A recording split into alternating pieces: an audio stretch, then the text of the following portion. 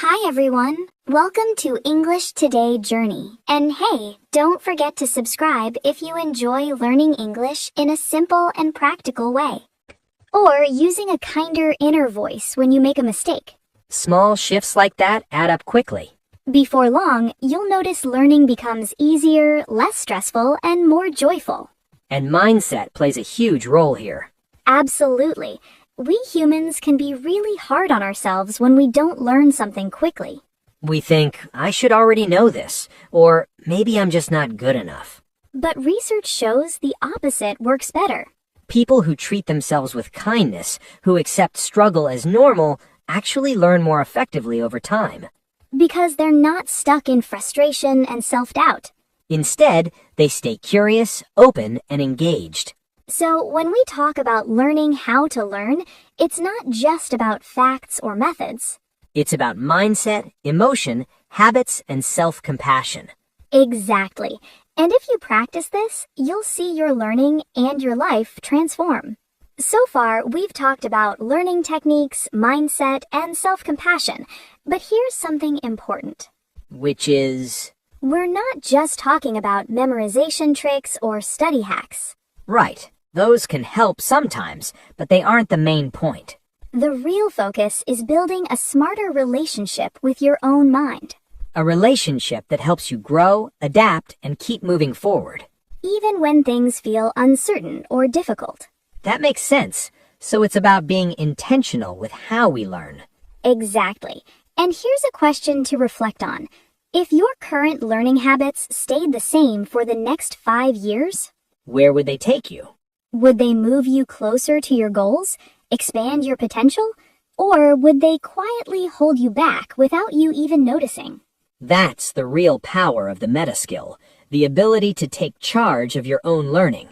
So instead of reacting to learning, you actively guide it. Yes, once you understand that, you're no longer just a student of English, business, or coding. You become a student of learning itself. And that, I believe, is where real growth begins. That's so true. And it leads us to mindset, the difference between fixed mindset and growth mindset. Right. When we focus only on techniques, study hours, or apps, we sometimes miss the deeper part of learning. Which is our mindset, our beliefs about ourselves and what's possible. Exactly. Psychologist Carol Dweck calls this the difference between a fixed mindset and a growth mindset. Explain that simply, please. A fixed mindset is believing your intelligence or talents are set in stone. You're born a certain way and that's it. So you might say, I'm not a math person, or languages aren't for me. Or I just don't have a good memory for this. And the growth mindset? That's believing your abilities can improve with effort, feedback, and practice. Step by step, with patience and consistency, you can get better. It may sound simple, but this mindset quietly shapes whether we succeed or give up.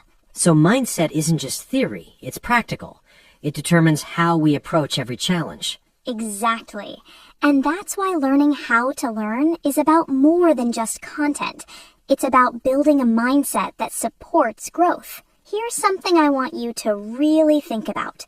Your mindset shapes the entire environment where learning happens. The emotional environment? Yes, it can either support your progress or quietly hold you back. That makes sense. I've definitely felt that way when starting something new. Exactly.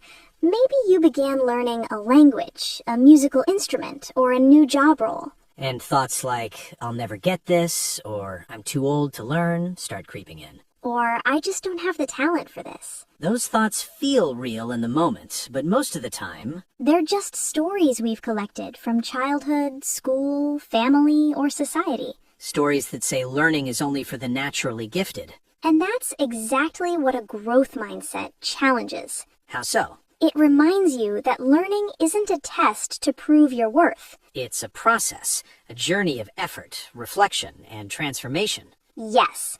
When you believe you can improve, you start taking small, consistent actions. You stop avoiding mistakes. And instead, you learn from them. You experiment more and fear less. And that's what separates learners who grow from those who give up too soon. It's not about intelligence or age. No, it's